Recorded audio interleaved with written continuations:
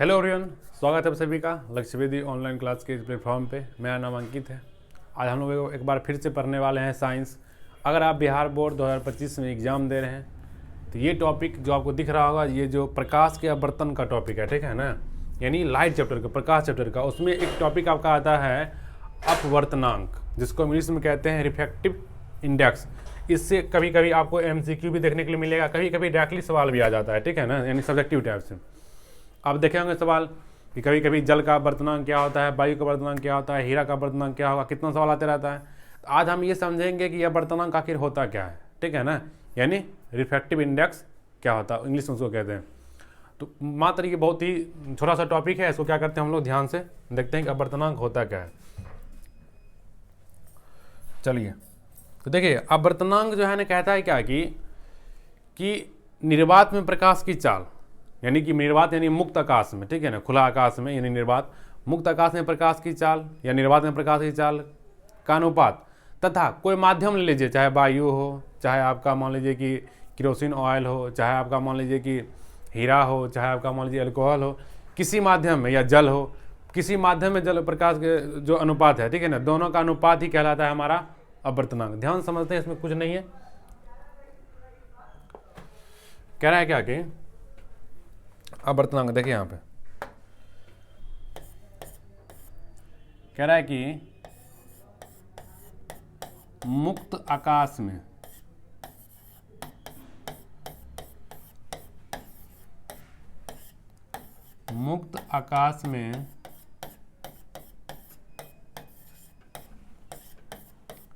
आकाश में प्रकाश की चाल तथा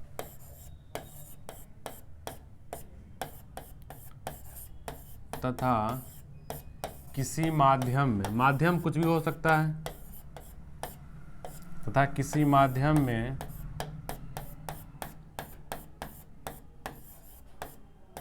प्रकाश की चाल, जैसा कि आपको बता रहे, देखिए यहाँ पे कि मुक्त आकाश, देखिए मुक्त आकाश में जगह हो सकता है कि ये वैक्यूम भी हो, निर्वात भी हो। निर्वात किसको कहते हैं? जहाँ पे हवा नहीं हो। कितना बार एग्जाम आते रहता है, निर्वात में प्रकाश की चाल जो होता है वो सबसे अधिक होता है। ये आपको ये क्या करना है, ये बात आपको पूरा याद रखना चाहिए, ठीक है ना। कह रहा है कि मुक्त आकाश में प्रकाश की चाल तथा किसी माध्यम में प्रकाश की चाल का अनुपात क्या कहलाता है बताइए? अपवर्तनांक कहलाता है।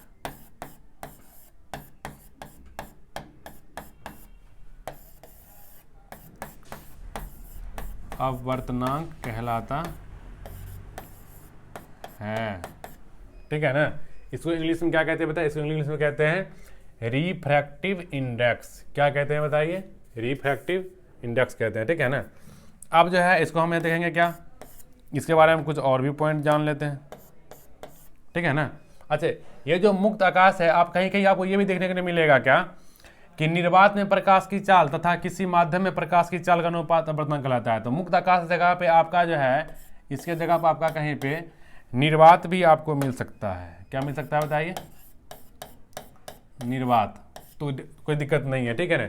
निर्वात का मतलब क्या होता है बताइए? निर्वात मतलब जहां हवा नहीं हो, जहां हवा नहीं हो यानी ऑक्सीजन नहीं हो, ठीक है ना। देखिए प्रकाश तो निर्वात में गमन कर सकता है, लेकिन ध्वनि निर्वात में गमन नहीं कर सकती। आपको यह भी बात क्या करना चाहिए, पूरा क्या रखना चाहिए, ठीक है ना। इसे म्यू द्वारा, ठीक है ना, पिछला का हम बताए भी थे, स्नेल के नियम वाला आप जाकर देखिएगा तो पता चलेगा। इसे म्यू द्वारा, इसको म्यू बोलते हैं, म्यू द्वारा सूचित किया जाता है, सूचित किया जाता है। किसके द्वारा सूचित किया जाता है बताइए? इसको म्यू द्वारा, ठीक है ना। अब ये देखिए यहाँ पे इसके बराबर फॉर्मूला भी होता है म्यू बराबर, क्या होता है बताइए? आपका फॉर्मूला होता है C/V। अब यहाँ पे ये C क्या है बताइए? ठीक है ना, यहाँ C क्या है बताइए? C है निर्वात में प्रकाश की चाल, C है हमारा निर्वात में प्रकाश की चाल, ठीक है ना।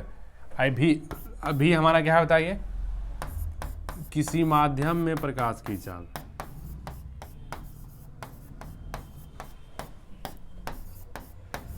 किसी माध्यम में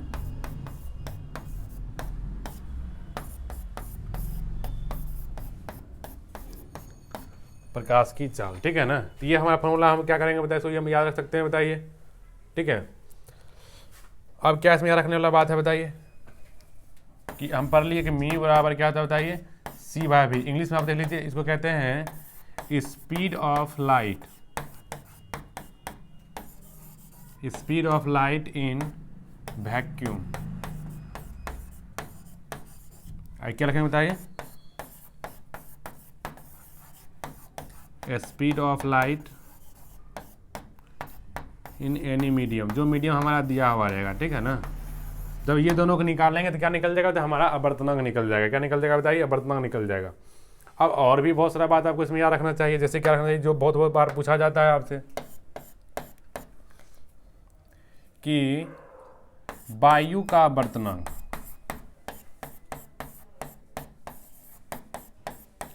वायु का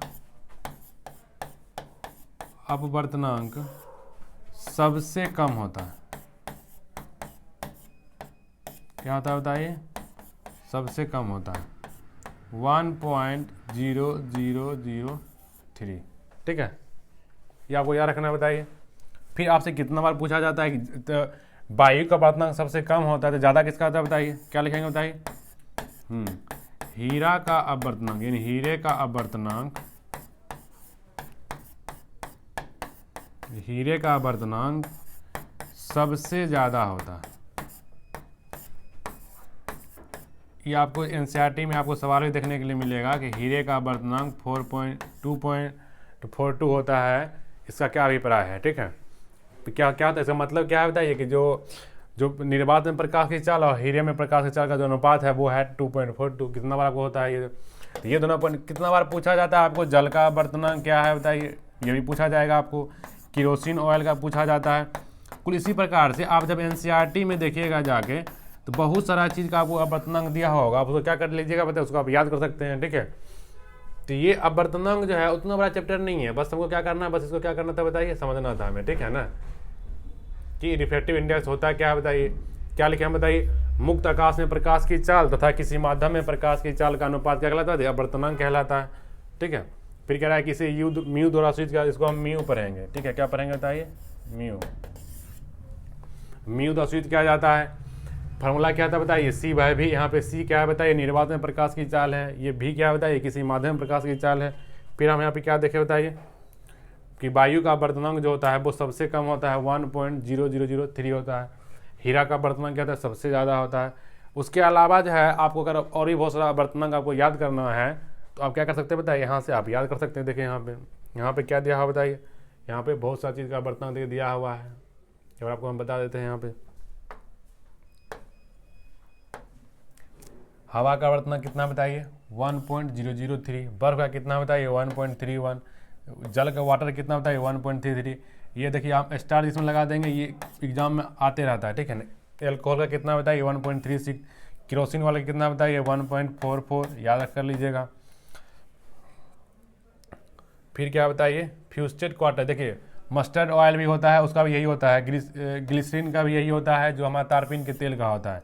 बेंजीन का क्या होता है, 1.50, ठीक है ना। यहाँ देखिए और एक बहुत सा दिया हुआ है, देखिए यहाँ पर रॉक साल्ट दिया हुआ है, आपको कार्बन डाइसल्फाइड दिया हुआ है, पॉलीस्टीरीन दिया हुआ है, आपका डेंस फ्लिंट ग्लास दिया हुआ है। लेकिन नीचे में आपको जो है एक दो और इसको आप याद सकते हैं, देखिए डायमंड का, इसका सबसे ज़्यादा होता है, यहाँ पर लिख लीजिए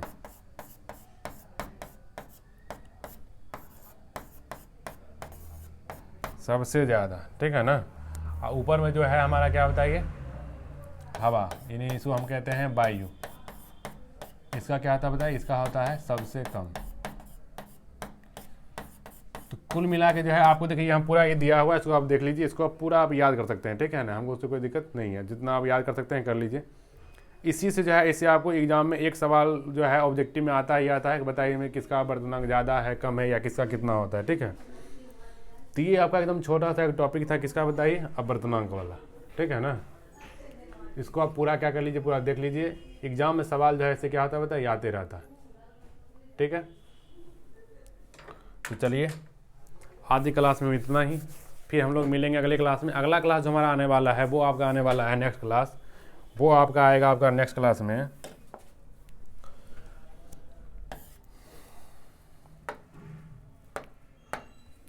वो आएगा आपका लेंस। क्या है? लेंस के प्रकार, ठीक है ना, इसके उपयोग, पूरा परिभाषा सहित पूरा लेंस जो है हम क्या करेंगे, पूरा कवर करेंगे अगला क्लास में, ठीक है ना, अगले क्लास में। तो ये आपका नेक्स्ट क्लास में पूरा लेंस क्या हो जाएगा बताइए, नेक्स्ट क्लास में आपका पूरा लेंस क्या हो जाएगा बताइए, पूरा लेंस आपका हो जाएगा नेक्स्ट क्लास में कवर हो जाएगा, ठीक है। तो आज की क्लास में इतना ही। आज हम लोग ये पूरा एकदम अवर्तनांक वाला पूरा क्लास पढ़ लिए हैं। तो हम लोग मिलेंगे अगले क्लास में, तब तक लिए पूरा एकदम मन लगा के पढ़िए। आपका बोर्ड का एग्जाम है तो आपको और भी मन लगा के पढ़ना चाहिए। पूरा एकदम अपना जितना भी आपके पास ऊर्जा बचा हुआ है पूरा एकदम जोश एकदम लगा के पूरा एकदम पढ़ते रहिए, ताकि आपका रिजल्ट बेहतर हो, मम्मी पापा को जो है एकदम खुशी मिले। चलिए आज की क्लास में इतना ही, धन्यवाद।